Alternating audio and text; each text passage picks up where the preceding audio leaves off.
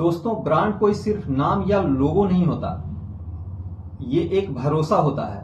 वही भरोसा जिसकी वजह से 100 वाली क्लॉक्स 1500 में बिकती है, वही भरोसा जिसकी वजह से 300 की शर्ट 3000 में बिकती है। ब्रांड का मतलब है नाम का कमाल और दाम का धमाल। अभी अमेरिका चीन के कॉन्फ्लिक्ट में इंस्टाग्राम यूट्यूब पर ऐसे वीडियो की बाढ़ आ गई जिसमें चीन वाले बता रहे हैं, भाई साहब जो माल $38,000 में खरीद रहे हो वही प्रोडक्ट सेलर मेरे से $1800 में ले रहे हैं। यानी ब्रांड का ऐसा कमाल की मार्केटिंग करने वाले 20 गुना कमा रहे हैं, जबकि बनाने वाले 30% मार्जिन पर प्रोडक्ट को बेच रहे हैं। यानी व्हाइट लेबलिंग के फायदे ही फायदे, बड़ा मार्जिन, कंट्रोल भी आपका, ब्रांड भी आपका, और शुरुआत में बड़े इन्वेस्टमेंट की जरूरत भी नहीं। अब आप सोच रहे होंगे, भैया ब्रांड तो बड़ी बड़ी कंपनियां बनाती है, हमारे बस का नहीं।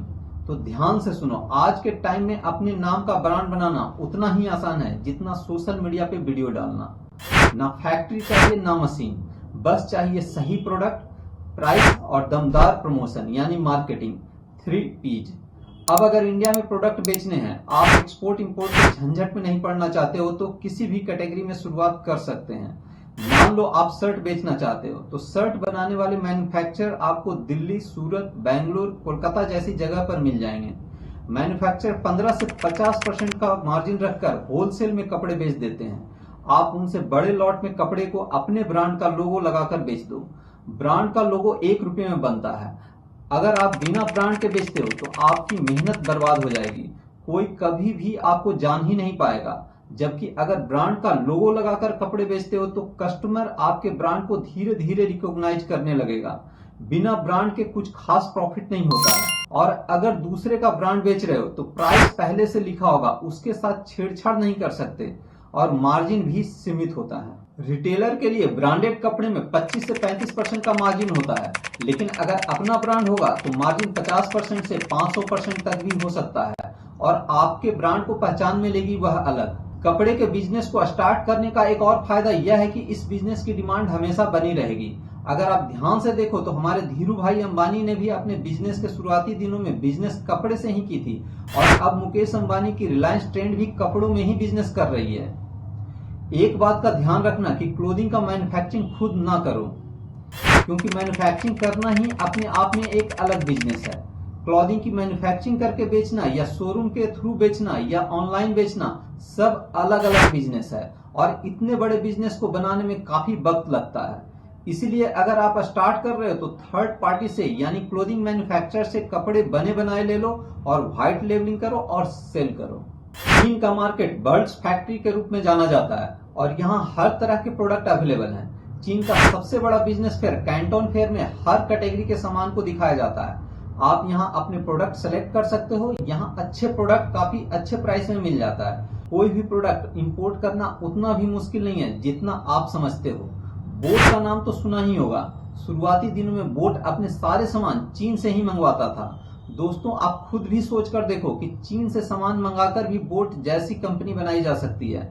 अधिकतर कंपनियां अपने सामान खुद नहीं बनाती है, वे दूसरे के प्रोडक्ट पर व्हाइट लेबलिंग करते हैं और मार्केटिंग के दम पर पैसे बनाते हैं। जब ब्रांड आपका होगा, प्रोडक्ट की कीमत अपने अनुसार रख सकते हो।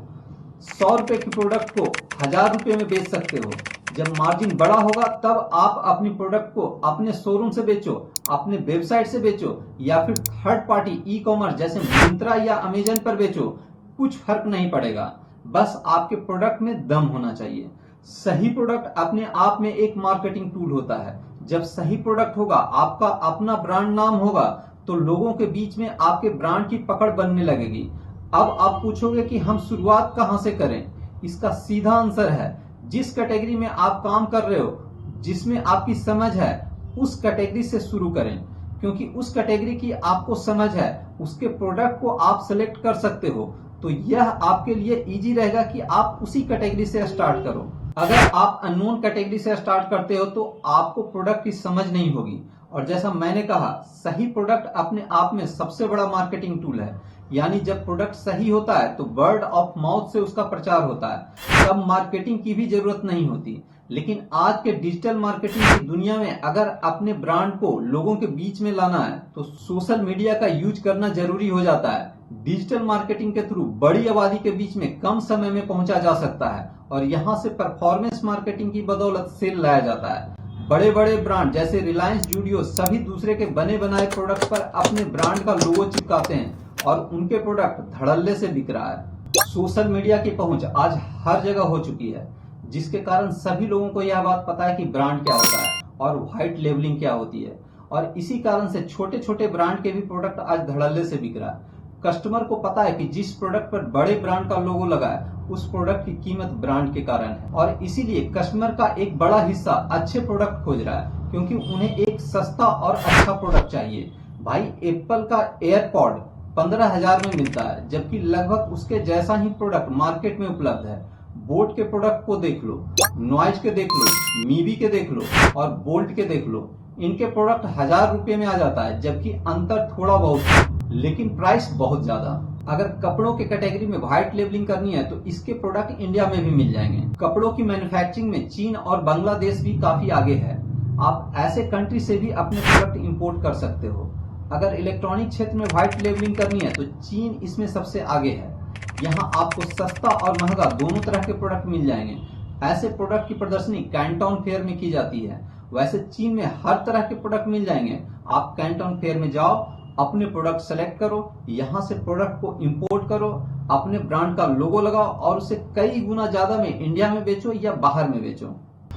किसी भी प्रोडक्ट को बेचने में बिजनेस का 4 P's हमेशा याद रखना: product, price, place and promotion. Product सही चूज करो। प्रोडक्ट ही आपका सबसे बड़ा मार्केटिंग टूल होना चाहिए।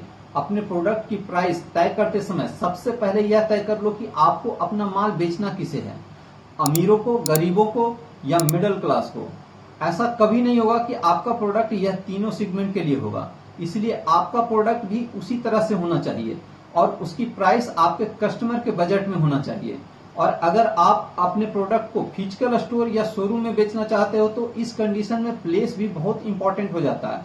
सबसे लास्ट चीज है प्रमोशन। प्रमोशन तो हर हाल में करनी ही है। आज के डेट में डिजिटल मार्केटिंग सबसे बेस्ट है। गूगल और फेसबुक मार्केटिंग करो और अपने प्रोडक्ट को एक बड़े कस्टमर बेस तक ले जाओ और फिर देखो आपका प्रोडक्ट कैसे बिकता है। अगर आपको ये वीडियो काम की लगे तो लाइक करो, शेयर करो और बिजनेस विद विपिन को सब्सक्राइब करो। कमेंट में बताओ कौन सा प्रोडक्ट है जिसमें आप खुद का ब्रांड बनाना चाहते हो, क्योंकि अब जमाना है बेचो नहीं, नाम से बेचो। मिलते हैं अगली वीडियो में। जय हिंद।